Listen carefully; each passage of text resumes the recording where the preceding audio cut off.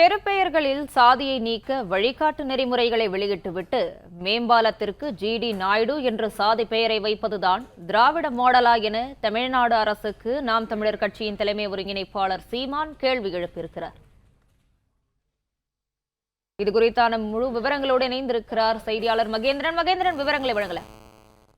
தெருப்பெயர்களில் ஜாதி பெயர்களை நீக்க வழிகாட்டு நெறிமுறைகளை வெளியிட்டுவிட்டு கோவையில் கட்டப்பட்டுள்ள மேம்பாலத்திற்கு ஜிடி நாயுடு என்று ஜாதி பெயரை வைப்பதுதான் திராவிட மாடலா என்று நாம் தமிழர் கட்சியின் தலைமை ஒருங்கிணைப்பாளர் சீமான் கேள்வி எழுப்பியிருக்கிறார்.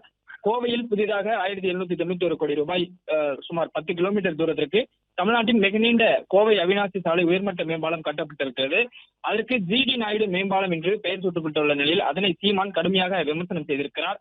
கொங்கு மக்கள் கொண்டாடும் சுதந்திர போராட்ட வீரர் தீரன் சின்னமலையின் பெயரை சூட்டாதது ஏன் என்று தமிழ்நாடு அரசுக்கு கேள்வி எழுப்பியுள்ள சீமான், ஜிடி என்பது உயிரெழுத்தா மெய்யெழுத்தா ஆங்கிலம் தானே, இதுதான் ஆட்சியாளர்கள் தமிழை வளர்க்கும் முறையா என்கிற கேள்வியையும் சீமான் எழுப்பியிருக்கிறார். மேலும் சென்னை நந்தனத்தில் உள்ள சாலைக்கு முத்துராமலிங்கனார் சாலை என்று பெயரை மாற்றிய அரசு கோவை பாலத்திற்கு ஜாதியோடு பெயரை சூட்டுவது ஏன் என்கிற கேள்வியையும் சீமான் எழுப்பியிருக்கிறார். கோவை அவிநாசி சாலை மேம்பாலத்திற்கு ஜிடி நாயுடு பெயரை வைக்கக்கூடிய அந்த முடிவை கைவிட்டு தமிழர்களின் தனிப்பெரும் அடையாளங்களாக திகழக்கூடியவர்களின் பெயர்களில் ஒன்றை சூட்ட வேண்டும் என்ற கோரிக்கையும் சீமான் வலியுறுத்துவதாக குறிப்பிட்டிருக்கிறார். பிளே ஸ்டோர் மற்றும் ஆப் ஸ்டோரில் இருந்து பாலிமர் செயலியை QR கோடு மூலம் பதிவிறக்கம் செய்யுங்கள். செய்திகளை உடனுக்குடன் பெறுங்கள்.